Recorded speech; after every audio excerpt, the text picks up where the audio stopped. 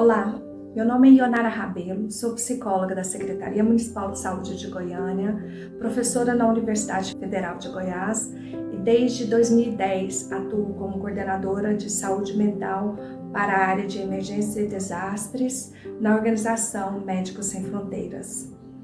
Hoje nós vamos falar sobre a importância de trabalhar a saúde mental de trabalhadores e trabalhadoras da área da saúde.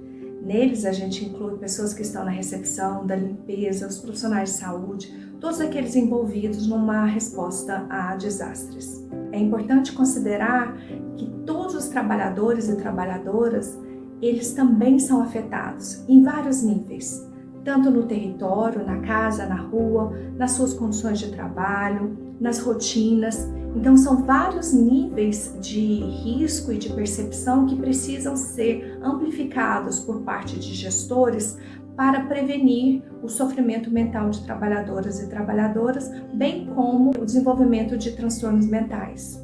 Então, para isso é importante pensar que o cuidado da saúde mental não se inicia na resposta, ele se inicia na prevenção. Ele se inicia nos primeiros momentos em que a gente começa a falar sobre desastres no município e pensar o que eu posso fazer com a minha equipe já nesse momento. Primeiro, saúde mental precisa ser algo da rotina. Discutir saúde mental, cuidados, bem-estar, saúde no trabalho, deve ser algo que, assim como dormir, assim como fazer atividade física, assim como participar socialmente de eventos que nos façam sentir bem, saúde mental precisa ser um tópico que precisa ser trabalhado no ambiente de trabalho. E para isso não se tornar estigma e para isso ser relembrado no momento do desastre. Uma outra questão importante é que gestores precisam então entender que ao preparar as suas equipes, ele precisa estimular para que cursos sejam feitos não só sobre a utilização de equipamentos de segurança, mas também sobre a percepção de risco, sobre a identificação do sofrimento no trabalho, para que simulados sejam feitos, e simulados são importantíssimos, porque se num plano de contingência de um hospital, de uma UPA ou de uma unidade básica de saúde que é a mais próxima de um local onde o desastre ocorre, se a gente tem um plano de contingência que já define onde é a área vermelha, para onde serão levados os pacientes com maior risco, quem recebe os pacientes, o papel de cada pessoa, de cada trabalhador, ele já foi definido antes. O que você deve fazer no momento da emergência, isso já vai diminuir e muito a ansiedade e o sofrimento de trabalhadores, porque se ele foi preparado anteriormente, no momento do desastre ele vai se lembrar e ele vai saber um pouco mais qual é o que é esperado dele naquele momento e não se sentir como perdido e sem ter controle de nada sobre aquele momento.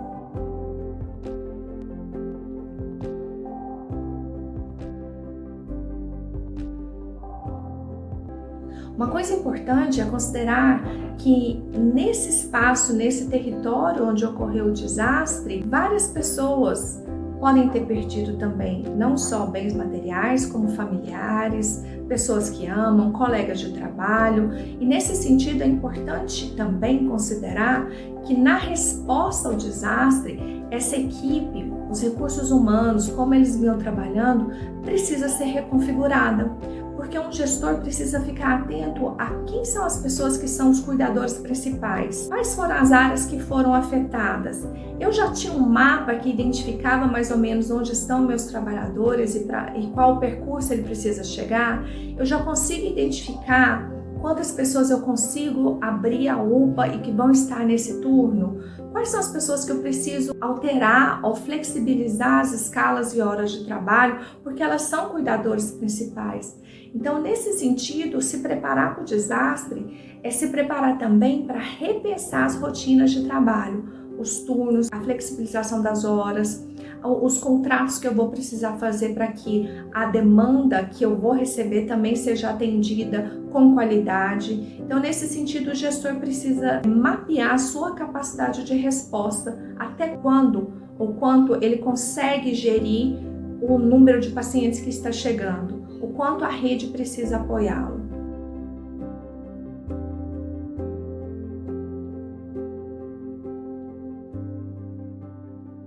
Uma outra coisa importante, para além dessa flexibilidade e a disposição de gestores para cuidar desses trabalhadores, é que as estratégias psicossociais sejam estabelecidas também muito rapidamente.